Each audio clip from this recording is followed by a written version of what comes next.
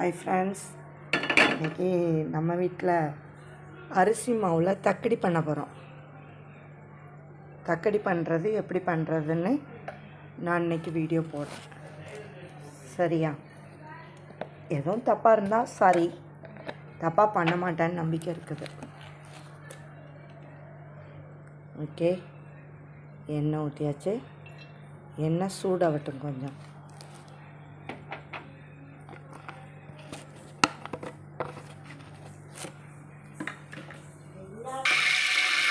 எண்ணெய் நல்லா சூடாகிடுச்சுது. நம்ம பட்டை கிராம்பு தான் போடணும். போட்டுட்டு ஒரு நாள் காயில் கட்டினத்து கலரி கறி ஆக்கி காட்டுறேன்.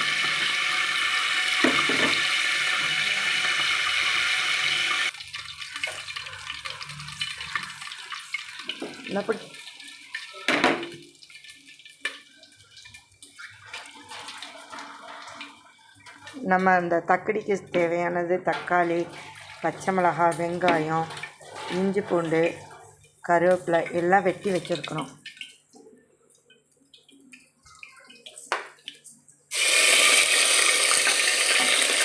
இஞ்சி பூண்டு போட்டுக்கணும். இஞ்சி பூண்டு விழுது நல்லா பெருக்கணும். இதுக்கு கண்டிப்பாக தயிர் சேர்க்கக்கூடாது.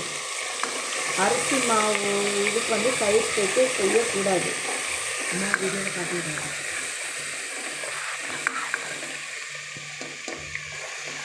நல்லா இதாகுது. கருவேப்பிலை போட்டுக்கிறோம். கருவேப்பிலைய எல்லா தாளிப்புலையும் எதனால் போடுறோன்னு சொல்லுங்க பார்க்கலாம். அது சட்டியில் எதுவுமே பிடிக்காது. அந்த இது வந்து கருவேப்பிலைக்கு தான் உண்டு. அதான் காரியத்துக்கு மட்டும் உதவும் அப்படின்னு சொல்லுவாங்கள்ல. அது சட்டியில் கருவேப்பிலை போட்டு தாளிச்சா எந்த இஞ்சியில் கூடமே சட்டியில் பிடிக்காது. அடுத்து வெங்காயம். எல்லா கறிக்கும் வெங்காயத்தை தாளிக்கணும். இந்த தக்கடிக்கு மட்டும் இஞ்சியில் கூடி தாளிச்சதுக்கப்புறம் தான் இஞ்சி பூண்டு கொஞ்சம் வெங்காயோடத்த கொஞ்சம் வதங்கட்டும். ஃப்ரெண்ட்ஸ், நான் போடுற சமையல் வீடியோலாம் எல்லாத்துக்கும் பிடிச்சிருந்தா ரெட் ஹார்ட்டில் கமெண்ட் பண்ணுங்க. ஓகே, இப்போ கொஞ்சம் சரி ஃப்ரெண்ட்ஸ், அது நல்ல முருகரைக்குள்ளே இந்த கறிக்குள்ளே மசாலா போட்டுக்கலாம். இது வந்து எங்கள் வீட்டில் மொத்தமாகவே வாங்கி வச்சுருவோம்.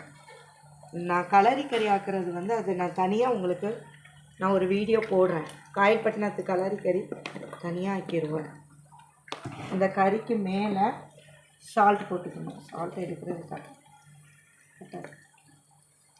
இதுக்கு அளவான உப்பு போட்டுக்கணும். கறியோட எலும்பு தான் போடுவோம். எலும்பில் தான் தக்கடி போடணும். எலும்பு, மசாலாத்தூள், உப்பு இவ்வளோ தான் இதில் போடணும். இப்போ வெங்காயம் நல்லா பொரிஞ்சிச்சு பாருங்க. நல்லா பொரிஞ்சுட்டா தக்காளி போடணும். தக்காளி, பச்சை மிளகாய் ஒன்றாவே போட்டுருவோம். தயிர் சேர்க்கக்கூடாது. அரிசி மாவு பண்ணுறதுக்கு தயிர் சேர்க்காதனால இது பண்ணிக்கணும்.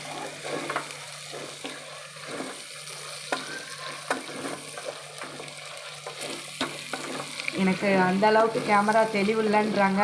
நிறைய பேர் சொல்கிறாங்க, அக்கா கேமரா தெளிவு இல்லை அப்படின்னு. பார்க்கலாம். இப்போ தக்காளி பழம் லேசாக வதங்கினா போதும். ஏன்னா எலும்பு வேகிறதுனால தக்காளி பழம், வெங்காயம் எல்லாம் அதோடையே தண்ணி போல் வெந்துடும். இப்போ இதை போட்டுருங்க. மசாலாவை போட்டு இந்த கறியத்துக்கு போட்டுடலாம். எலும்பு தான் எல்லாம் மட்டன் எலும்பில் தான் போடணும். தக்கடி எலும்பில் போட்டால் தான் தனி டேஸ்ட்.